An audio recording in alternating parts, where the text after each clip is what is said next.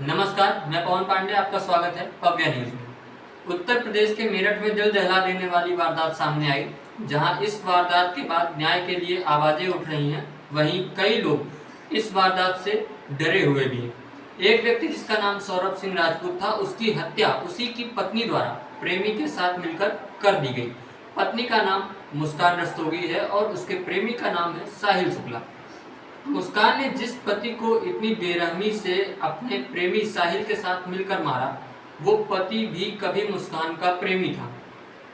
मुस्कान रस्तोगी की कम उम्र में पढ़ाई छूट गई थी, क्योंकि मुस्कान का पढ़ाई में मन नहीं लगता था। पढ़ाई छूटने के बाद स्कूल के दोस्तों से भी संपर्क टूट गया। इसी दौरान मुस्कान की मुलाकात हुई सौरभ सिंह राजपूत से। दोनों में धीरे धीरे नजदीकियां बढ़ने लगी और प्रेम हो गया। दोनों ने ही प्रेम विवाह करने का फैसला किया, लेकिन उसके पहले घर वालों को भी अवगत कराया। सौरभ के माता पिता ने साफ मना कर दिया, लेकिन मुस्कान के माता पिता अपनी बेटी की जिद के आगे झुक गए। इसी दौरान सौरभ को मर्चेंट नेवी में जॉब मिल गई। वर्ष 2016 में सौरभ और मुस्कान का प्रेम विवाह हो गया, लेकिन बेचारे सौरभ को क्या मालूम था कि वो सबके खिलाफ जाकर और सबसे लड़कर जिसको शादी करके अपने साथ ला रहा है, वो उसकी मौत है। सौरभ के घर वालों के मुताबिक आपसी विवाद के बाद उन लोगों ने मुस्कान और सौरभ को ऊपर वाला कमरा रहने के लिए दिया था, लेकिन सौरभ और मुस्कान दोनों शराब पीकर घर वालों से झगड़ते थे, इसलिए कमरा खाली करवा दिया। इसके बाद सौरभ ने कमरा किराए पर लिया और वहीं पर मुस्कान के साथ शिफ्ट हो गया। सौरभ इसके बाद ब्रिटेन चला गया। मुस्कान ने एक बेटी को जन्म दिया। इसके बाद 2019 में स्कूल द्वारा रीयूनियन आयोजित किया गया, जिसमें पुराने छात्र छात्राओं को बुलाया गया। उसमें मुस्कान की मुलाकात अपने पुराने दोस्त साहिल से हो गई। दोनों ही एक दूसरे से मिलकर बहुत खुश हुए। इसके बाद से दोनों एक दूसरे से लगातार संपर्क में रहने लगे। साहिल के पास इतने पैसे नहीं थे, लेकिन नशा हर तरह का करता था। पैसों के लिए उसने मुस्कान का इस्तेमाल किया। मुस्कान को भी धीरे धीरे नशे में पूरी तरह डुबा दी। अब दोनों साथ में नशे करते और उसके बाद अवैध संबंध भी बनाते। सौरभ बीच बीच में भारत आता रहता था। इस सौरभ को उसके मकान मालिक ने साहिल और मुस्कान के अवैध संबंध के बारे में जानकारी दी, तो सौरभ ने भी ऐसा महसूस किया। कुछ रिपोर्ट्स के मुताबिक सौरभ ने भी मुस्कान और साहिल को पकड़ लिया था, तो उसने कोर्ट में तलाक के लिए आवेदन दाखिल कर दिया था, लेकिन मुस्कान ने उसके सामने हाथ पैर जोड़े और रोने लगी। मुस्कान ने कहा कि मैं साहिल के साथ शादी नहीं करूंगी, वो तो केवल बेस्ट फ्रेंड है।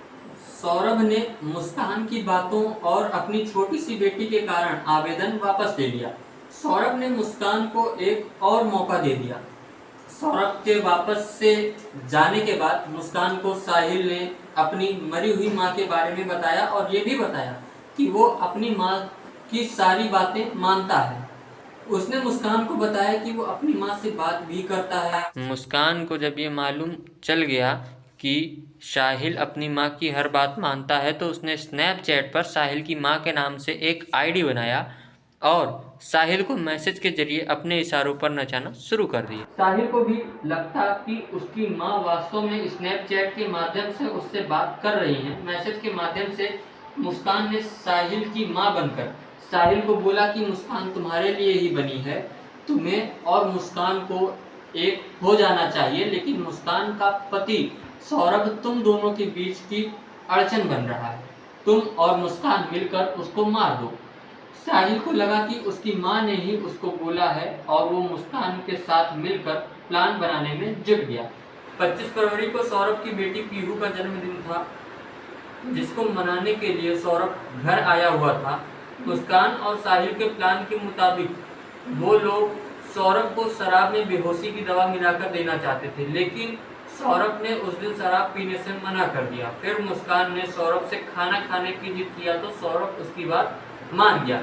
मुस्कान ने सौरभ के खाने में बेहोशी की दवा मिलाकर दे दिया, जिसके बाद सौरभ बेहोश हो गया। सौरभ के बेहोश होने के बाद मुस्कान और साहिल ने वारदात को अंजाम दिया। सौरभ के बेहोश होने के बाद मुस्कान उसके पेट पर बैठ गई और सीने पर चाकू से बुरी तरह वार करने लगी। उसके बाद भी जब उसके दिल को चैन ना मिला तो साहिल के साथ मिलकर सौरभ के शरीर को बाथरूम में लाई और शरीर के 15 से 18 टुकड़े कर डाले। इसके बाद दोनों जाहिलों ने मिलकर ड्रम में सीमेंट घोला और टुकड़ों को उसमें डाल दिया। ड्रम में डालने के बाद उसको सूखने के लिए छोड़कर दोनों घर बंद करके हनीमून मनाने शिमला चले गए। शिमला से 10 से 12 दिन के बाद आए। इसके बाद ड्रम को ठिकाने लगाने के लिए ई रिक्शा ले आए, लेकिन वजन ज़्यादा होने के कारण ड्रम नहीं उठा और ई रिक्शा वाला भी छोड़कर भाग गया। साहिल और मुस्कान ने ड्रम को वापस से रख दिया। सौरभ अपनी सास से बात करता था और सौरभ की बहन से भी सौरभ की लगातार बात होती थी। सौरभ अपनी बहन से वीडियो कॉल पर बात करता था। सौरभ का फ़ोन मुस्कान के पास था। सौरभ की बहन के मैसेज का रिप्लाई तो मुस्कान कर दे रही थी, लेकिन बात तब बिगड़ना शुरू हुई जब सौरभ की बहन की वॉइस कॉल और वीडियो कॉल के कोई उत्तर नहीं आ रहे थे, केवल मैसेज रिप्लाई हो रहे थे। इस बात से सौरभ की बहन को शक हुआ तो उसने अपने भाई की तलाश जारी की। उधर मुस्कान को देखकर उसके माता पिता को शक हुआ तो उन्होंने उससे बैठाकर पूछताछ किया तो उसने बताया कि मैंने सौरभ को मार दिया है। ये सब सुनकर मुस्कान के माता पिता ने पुलिस को जानकारी दी। फिर पुलिस ने घर पर जाकर ड्रम को बाहर निकलवाया और सबूतों के आधार पर मुस्कान और उसके प्रेमी साहिल को गिरफ्तार किया। मुस्कान के पेट में बच्चा है। पुलिस द्वारा टेस्ट करवाए जा रहे हैं। मुस्कान और साहिल जेल में एक साथ रहने की मांग कर रहे थे, लेकिन जेल प्रशासन ने बहुत समझाया तो शांत हुए। दोनों जेल में नशे की मांग कर रहे थे तो जेल प्रशासन द्वारा दोनों की नशा मुक्ति के लिए प्रयास किया जा रहा है। साहिल ने अपने बाल कटवाने की इच्छा जताई थी तो उसके बाल कटवा दिए गए और साहिल ने योग की प्रतिक्रिया में भाग लिया है। मुस्कान द्वारा किसी भी प्रकार की प्रतिक्रिया में भाग नहीं लिया गया है। अभी के लिए फिलहाल इतना ही। मिलते हैं अगली खबर और अगले अपडेट के साथ। तब तक के लिए जय हिंद, वंदे मातरम।